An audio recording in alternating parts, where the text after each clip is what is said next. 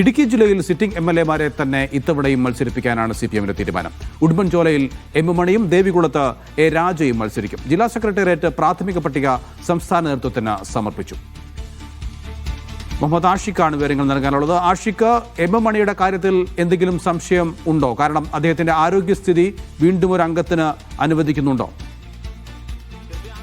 ചർച്ചകൾ ആദ്യഘട്ടത്തിൽ ഉടുമ്പൻചോലയിൽ M മണിയുടെ സ്ഥാനാർത്ഥിത്വവുമായി ബന്ധപ്പെട്ട് ഉയർന്നിരുന്നു. പക്ഷേ അവസാന തീരുമാനമാകുമ്പോഴേക്കും M മണി തന്നെ ഉടുമ്പൻചോലയിൽ ഇത്തവണയും മത്സരിക്കണമെന്ന താല്പര്യമാണ് ജില്ലാ നേതൃത്വം പങ്കുവയ്ക്കുന്നത്. കാരണം M മണിയുടെ ജനകീയത തന്നെയാണ് അതിന് കാരണം. കഴിഞ്ഞ തവണ വലിയ ഭൂരിപക്ഷത്തിലാണ്, അതായത് 30,000-ലധികം ഭൂരിപക്ഷത്തിലാണ് ഉടുമ്പൻചോലയിൽ നിന്ന് M മണി EM അഗസ്റ്റിക്കെതിരെ വിജയിച്ച് കയറിയത്. ആ ജനകീയത ഇപ്പോൾ തന്നെ നിലനിർത്തണം. അത് ഉടുമ്പൻചോലയിലും മറ്റു മണ്ഡലങ്ങളിലും പ്രതിഫലിക്കുന്ന തരത്തിൽ അദ്ദേഹത്തിന്റെ മത്സരം ഇത്തവണയും സ്വാധീനിക്കപ്പെടും എന്നുള്ളത് കൊണ്ടാണ് അദ്ദേഹം ഇത്തവണയും മത്സരിക്കണം എന്ന തീരുമാനത്തിലേക്ക് ജില്ലാ നേതൃത്വം എത്തിയിരിക്കുന്നത്. കൂടാതെ തദ്ദേശ തിരഞ്ഞെടുപ്പിൽ ഉടുമ്പൻചോലയിലെ വിവിധ തദ്ദേശ സ്ഥാപനങ്ങളിൽ വലിയ തിരിച്ചടി LDF-ൽ നേരിടുന്ന സാഹചര്യം ഉണ്ടായി. ഈ പശ്ചാത്തലത്തിൽ കൂടിയാണ് കടുത്ത ജാഗ്രതയിൽ ഇത്തവണത്തെ തിരഞ്ഞെടുപ്പിനെ നേരിടുക എന്ന ഉദ്ദേശത്തിൽ ഇത്തവണയും M മണിയെ തന്നെ മത്സരിപ്പിക്കാനുള്ള തീരുമാനത്തിലേക്ക് ജില്ലാ സെക്രട്ടേറിയറ്റ് എത്തിയിരിക്കുന്നു. ഇന്നലെ മന്ത്രി VN വാസവൻ അടക്കം പങ്കെടുത്ത ജില്ലാ സെക്രട്ടേറിയറ്റിൽ ഇതുമായി ബന്ധപ്പെട്ട പ്രാഥമിക ധാരണയായിട്ടുണ്ട്. കൂടാതെ ഇടുക്കി ജില്ലയിൽ CPM മത്സരിക്കുന്ന രണ്ടാമത്തെ മണ്ഡലമാണ്, അത് സംവരണ മണ്ഡലമാണ് ദേവികുളം മണ്ഡലം. ദേവികുളം മണ്ഡലത്തിൽ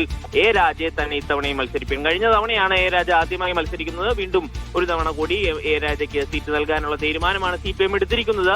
പ്രത്യേകിച്ച് ദേവികുളം മണ്ഡലത്തിൽ ഇത്തവണ ഒരു രാഷ്ട്രീയ ഘടകം പ്രവർത്തിക്കുന്നുണ്ട്. മുൻ MLA ആയിട്ടുള്ള S രാജേന്ദ്രൻ BJP-യിൽ ചേർന്നു. അദ്ദേഹം തന്നെ NDA-യുടെ സ്ഥാനാർത്ഥിയായി വരാനുള്ള സാധ്യതയുണ്ട്. തമിഴ് സ്വാധീന മേഖലകൾ, പ്രത്യേകിച്ച് തോട്ടം മേഖലയിൽ എല്ലാം CPM-ന്റെ വോട്ട് ഭിന്നിച്ചു പോകാനുള്ള ഒരു സാധ്യത നിൽക്കുന്ന പശ്ചാത്തലത്തിലാണ് അതിനെ പ്രതിരോധിക്കാൻ A രാജയെ തന്നെ വീണ്ടും മത്സരിപ്പിക്കുവാനും അദ്ദേഹം നടത്തിയ വികസന പ്രവർത്തനങ്ങളും ജനകീയതയും ആ മണ്ഡലത്തിലും പ്രതിഫലിക്കുമെന്ന കണക്കുകൂട്ടലിന്റെ പശ്ചാത്തലത്തിലാണ് A രാജയെ വീണ്ടും മത്സരിക്കാൻ CPM തീരുമാനിച്ചിരിക്കുന്നത്. ഇടുക്കി ജില്ലയിലെ 2 CPM സീറ്റുകളിൽ സിറ്റിംഗ് MLA-മാരെ തന്നെ മത്സരിപ്പിക്കാനുള്ള തീരുമാനമാണ് ഇന്നലെ ചേർന്ന ജില്ലാ M മണിയും A രാജയും വീണ്ടും ഇടുക്കിയിൽ മത്സരിക്കും. വിശദാംശങ്ങളാണ് ആഷിഖ് നൽകിയത്.